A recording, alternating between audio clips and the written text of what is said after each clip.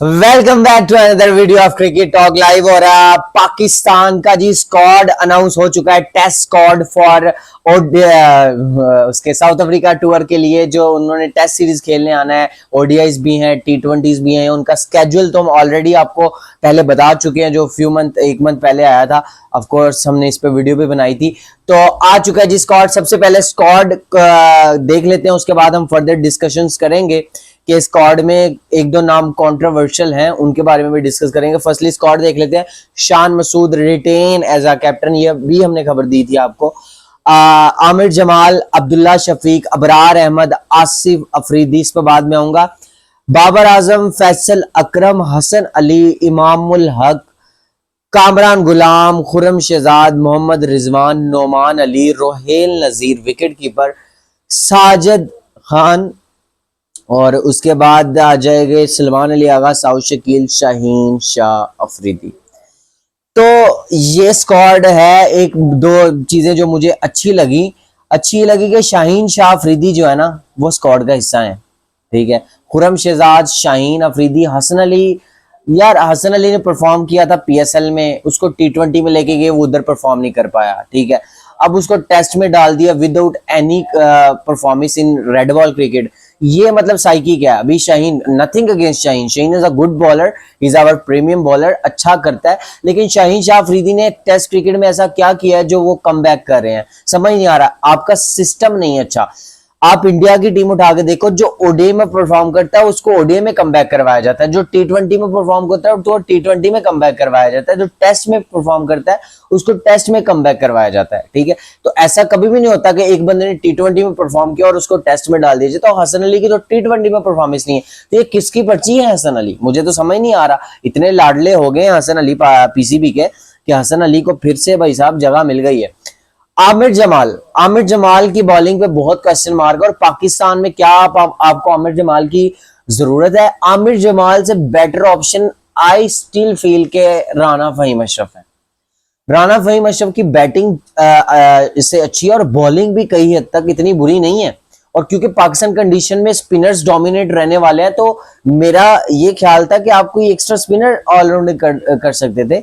आप किसी और की तरफ, हम नवाज की तरफ भी देख सकते थे, ऐसा नहीं है, उसकी फॉर्म लगी हुई है। ठीक है, क्योंकि एक ऑलराउंडर पिक करना है ना, तो ऑलराउंडर उसको पिक कर लो जो बॉलिंग भी करता हो। ठीक है, तो नवाज की अच्छी खासी फॉर्म लगी हुई है, स्पिनिंग कंडीशन में तो अनप्लेबल होगा नवाज। ठीक है, मोहम्मद अब्बास को खैर वो एक्सक्यूज देते हैं जी, सेंट्रल कॉन्ट्रेक्ट में तो रखा है क्योंकि बाहर टूर करेंगे तो अब्बास को खिलाएंगे, लेकिन अगर पाकिस्तान में टूर होगा तो मोहम्मद अब्बास नहीं खेलेंगे। तो ये तो एक अजीब सी सोच है, मुझे समझ नहीं आई। खैर, आसिफ अफरीदी, यार वो लाहौर कलंदर का बंदा है, उसकी 38 से 39 साल ऑन पेपर एज है, वैसे तो उसकी 40 से अबव ही होगी या ज्यादा होगी, ऑफ कोर्स सब लोग कम ही लिखवाते हैं। तो उसको 38 साल की उम्र में क्यों कमबैक करवाया? क्या आपके जो आप अबरार को डाल सकते थे यार, अबरार ने वेस्ट इंडीज टूर में कोई इतनी बुरी बॉलिंग नहीं की, तो आपने उठा के उस बंदे को, 40 साल के बंदे को उठा के ले आए। आगे नुमान और साजिद आपके पास एजड है, नुमान स्पेशली 40 प्लस के हैं। ठीक है, वैसे वो एज कम लिखवाते हैं, वो अलग चीज है। तो आपका क्या मैसेज क्या दे रहे हो दुनिया को कि हमारे पास टैलेंट नहीं है, हमारे पास यंगस्टर्स नहीं है? एक बैटर जो मुझे अच्छा लगा इसमें वो है रोहेल नजीर यार एक अच्छा कॉम्पैक्ट प्लेयर है, और विकेट कीपर जो पाकिस्तान को इन फ्यूचर चाहिए मोहम्मद रिजवान के बाद, तो वो एक अच्छा बैकअप है। आपने मोहम्मद हुरैरा को निकाल दिया, आपने साइम अयूब को निकाल दिया। साइम अयूब की तो वाकई जगह नहीं बनती थी, साइम को नहीं, लेकिन हुरैरा की सिर्फ एक सीरीज हुई थी जहां पे साइम को इतनी बैकिंग मिल सकती है, 30-30 मैचेस मिल सकते हैं, जहां पे साइम को ओडीआई में इतनी बैकिंग मिल सकती है, टेस्ट में इतनी बैकिंग मिल सकती है, वहां पे हुरैरा को एक सीरीज के बाद ड्रॉप करना बहुत गलत है। इमाम को तो आप ले आए, इट्स ओके, इमाम टेस्ट में अच्छा भी कर लेगा, लेकिन बाहर की कंट्रीज में I am not sure about, क्योंकि इमाम ने कोई इस तरह से इंप्रेस टेस्ट में किया नहीं है। फ्लैट ट्रैक्स पे तो उन्होंने रन बनाया, लेकिन बाहर जाके उनसे 50s भी नहीं बनी। मेरे ख्याल में एक ओवरसीज 50 है इसकी इमाम की। ठीक है, उसके बाद अब्दुल्ला शफीक की आ जाए। अब्दुल्ला शफीक भी लाडले हैं। हसन अली और अब्दुल्ला दो ऐसे हैं। अब्दुल्ला ने वेस्ट इंडीज के ओडीआई सीरीज में क्या किया था, अब्दुल्ला की परफॉर्मेंस क्या, डक शफीक के नाम से वो जाने जाते हैं, उनको आपने टीम में शामिल कर लिया। मुझे तो समझ नहीं आ रहा था, आपको ओपनिंग के लिए हुरैरा के साथ प्रसिस्ट करना चाहिए था, और हुरैरा के साथ आप रोहेल को भी ओपनिंग करवा सकते हो। अगर नहीं होता मिडिल में जस्ट, तो आप शान मसूद और हुरैरा की ओपनिंग करवा सकते थे, ठीक है। नंबर 3 पे बाबर आ सकता था। आपने कामरान गुलाम को रखा है, लेकिन उसको प्लेइंग 11 में लाजमी डालना। नंबर 3 पे कामरान गुलाम की जगह बनती है, और पाकिस्तान कंडीशंस में भी बाहर, ठीक है, पहला टूर था साउथ अफ्रीका का, डिफिकल्ट टूर होता है, वो तो हर बैटर के लिए होता है। तो कामरान गुलाम मुझे जो है ना वो अच्छे लग रहे हैं। बाकी जो हमारा एक अच्छा प्लेयर है जिन पे हमने नजरें रहेंगी वो साउथ शकील है, और साउथ शकील को कैप्टन होना चाहिए था, आई फील दैट, ठीक है। परफॉर्मर जब कैप्टन होता है ना तो टीम का रंग बदल जाता है। हमने 21 के वर्ल्ड कप में देखा, 22 में जब बाबर परफॉर्मर थे, पीक पे थे, तो रंग बदला था टीम का। तो परफॉर्मर को डालना चाहिए। और दूसरी बड़ी स्क्वाड आ गया, इसमें 2-3 कंट्रोवर्शियल नाम है, ठीक है, वो तो स्क्वाड से तो बंदा कभी भी खुश नहीं होता, ये बात तो है। लेकिन अभी भी आप, मुझे फील ऐसे आई है कि आपने ना फास्ट बॉलर फिर वही जले हुए कारतूस जिनको मैं कहता होता हूँ वही डाले हैं, तो मजा नहीं आया, टू बी ऑनेस्ट बताऊं। हसन अली को आपने डाला, शाहीन का चलो मुझे अच्छा लगा, लेकिन एज सच उसकी कोई परफॉर्मेंस नहीं है, तो किस तरह से वो है अच्छी नहीं। इसमें बात करूंगा कि यार हमारी डाउनफॉल क्यों है, हम टी20 में डाउन जा रहे हैं, हम ओडीआई में डाउन जा रहे हैं। इसकी सबसे बड़ी वजह है कि हमारे के अंदर टेस्ट क्रिकेट का जज्बा, खेलने का जज्बा मर रहा है। आप टेस्ट क्रिकेट की फीस बढ़ाओ, शुएब अख्तर का भी मंत्र है कि टेस्ट क्रिकेट की मैच फीस बढ़ा दो इतनी ज्यादा, इसको प्रायोरिटी रखो। क्योंकि Australia, India, England, south Africa, जितनी भी अदर टीम है वो क्यों कामयाब है, बिकॉज उनकी टेस्ट क्रिकेट बहुत अच्छी है। वो वर्ल्ड लेवल पे टेस्ट क्रिकेट, इंडिया देखो ऑस्ट्रेलिया जाता है, बीजीटी को 2 दफा बीजीटी हरा के आया लगातार ऑस्ट्रेलिया में, ठीक है।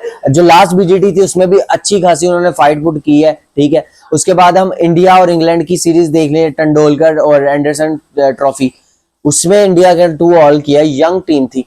तो भाई उनकी टेस्ट क्रिकेट बहुत है। ऑस्ट्रेलिया जिधर जाती है उधर मार के आती है। वेस्ट इंडीज को नाको चने चुबाया उनके घर में, ऐसे मारा है कि जैसे वेस्ट इंडीज ऑस्ट्रेलिया की हुई है। तो यार ये टीम इस वजह से है कि इनके प्लेयर्स की, इनके bowler Mitchell Starc, Pat Cummins, Hazlewood की आप प्रायोरिटीज पूछोगे ना, वो कहेंगे we want to play test cricket. आप स्टार्क को 27 के वर्ल्ड कप के बाद शायद ये सुनते देखोगे कि मैंने रिटायरमेंट इस वजह से ली कि मुझे फोकस करना है उस पे टेस्ट क्रिकेट पे, ठीक है। टी20 में ले चुके हैं, ओडीआई में भी ये लेंगे, क्योंकि उन्होंने अपने टेस्ट क्रिकेट को आगे लेके जाना। उनको पता है कि जो टेस्ट क्रिकेट है ना वो ओडीआई और टी20 नहीं हो सकती, ठीक है। टेस्ट क्रिकेट में ही आपका नाम बनता है। इस वजह से कंसिस्टेंटली आपने देखा होगा डब्ल्यूटीसी में ये ही 2-3 टीमें ही घूम घूम के आएंगी, ठीक है। इंग्लैंड का आई एम नॉट श्योर, अभी उनका डाउनफॉल चल रहा है क्रिकेट में, थोड़ा सा, इतना ज्यादा भी नहीं। ऑस्ट्रेलिया और इंडिया या न्यूजीलैंड या साउथ अफ्रीका, इन चारों के बीच में से ही वर्ल्ड डब्ल्यूटीसी रोटेट में होगा। तो ये जो 2 डिवीजन थी ना नेक्स्ट 27 से 29 का जो डब्ल्यूटीसी, वो 2 डिवीजन में इस वजह से डिवाइड हो रहा है क्योंकि बड़ी टीम्स तो अच्छा कर रही हैं, लेकिन मिनोज लाइक पाकिस्तान, बांग्लादेश, श्रीलंका तो अच्छा करती है पाकिस्तान से, ये अच्छा नहीं करी, इसी वजह से टेस्ट क्रिकेट मरी। और जब टेस्ट क्रिकेट मरती है आपकी ओवरऑल गेम मर जाती है, ठीक है। इस सीरीज में पाकिस्तान को भाई अपनी वर्थ प्रूव करनी है, पॉइंट टू प्रूव है भाई। सीनियर्स प्लेयर्स भी हैं, अच्छे एक्सपीरियंस बॉलर्स भी हैं, कोई एक्सक्यूज है नहीं आपके पास। आपकी होम कंडीशंस है, आपको पता है कि आप किस तरह फंसा सकते हो। आप स्पिन कंडीशन बना के, आप स्पिन ही नहीं खेली जाती आपसे, कैसे आप प्लेयर हो, ठीक है। मुझे समझ नहीं आता, मैं डाउट कर रहा हूं अभी पाकिस्तान पे, क्योंकि साउथ अफ्रीका की वो टीम है जो अगली डब्ल्यूटीसी जीत के आई है, तो इतना आसान होने वाला है नहीं पाकिस्तान के लिए कि हलवा है, ठीक है। पाकिस्तान इनको पकड़ सकता है, ऐसा नहीं है कि नहीं पकड़ सकता, लेकिन अगर पाकिस्तान टॉस हार गया और चौथी इनिंग में चेज करना पड़ गया, तो याद है हम वेस्ट इंडीज से भी एक टेस्ट मैच हार गए थे, तो हम हारते बहुत हैं, ये बात आप सबको पता है। बाबर आजम के लिए भाई बहुत प्रूविंग, बाबर आजम साहब आपको टेस्ट में परफॉर्म करना पड़ेगा अगर आप चाहते हैं कि आपकी ओडीआईज में और टी20 में फॉर्म वापस आए। तो it is very important for you कि टू परफॉर्म इन टेस्ट, ठीक है। 2 टेस्ट मैच की सीरीज है और इनमें से आपको एटलीस्ट 1 या 2 सेंचुरी तो एटलीस्ट करनी चाहिए, तभी आपका जो कमबैक वाला सीन है और आपके फैंस के लिए भी कुछ होगा, ठीक है। क्योंकि बहुत सारा अरसा हो गया आपकी सेंचुरी नहीं आई, 2-3 साल होने वाले हैं, तो अब आपको कमबैक करना है। ये बिग सीरीज है आपके लिए, बहुत सारे लोगों को जवाब भी देना, और इंशाल्लाह आप टी20 में तो कमबैक कर रहे हो। आप तो ऐसे प्लेयर हो, आप तो ड्रॉप होते नहीं। अगर नहीं भी करेगा बाबर, तो बाबर टेस्ट ड्रॉप बनते ही नहीं। बाबर किसी भी स्क्वाड से पाकिस्तान के ड्रॉप नहीं बनता, ठीक है। रिगार्डलेस फॉर्म नहीं है अभी साथ, वो अलग चीज है, लेकिन बाबर है तो टीम है। बाबर के बगैर पाकिस्तान में ये टीम नहीं बनती, ठीक है। ये बात लिख लो, ये बात लिखवा लो, एशिया कप में हालत क्या हुई, मिडिल ऑर्डर की बात कर रहा हूँ, फाइनल रो के कैसे हमने खेला, we know that, but our batting let down very badly, इतनी बैडली लेट डाउन बैटिंग ने कभी नहीं करवाया जितना इस टूर्नामेंट में करवाया। खैर ये टेस्ट सीरीज का जो था ना स्क्वाड था पाकिस्तान का, स्क्वाड में 2-3 कमियां हैं। ये जो फास्ट बॉलर थे, I think I still feel कि मीर हमजा हो सकते थे, I still feel other fast bowler in the tank. तो ये चीजें हैं, पाकिस्तान आपको पता है कि 25 सिस्टम जब तक खत्म नहीं होगा आप आगे नहीं जाओगे। तो ये थी हमारी वीडियो, अपना बहुत सारा ख्याल रखिए, मिलते हैं नेक्स्ट वीडियो पे, अल्लाह हाफिज।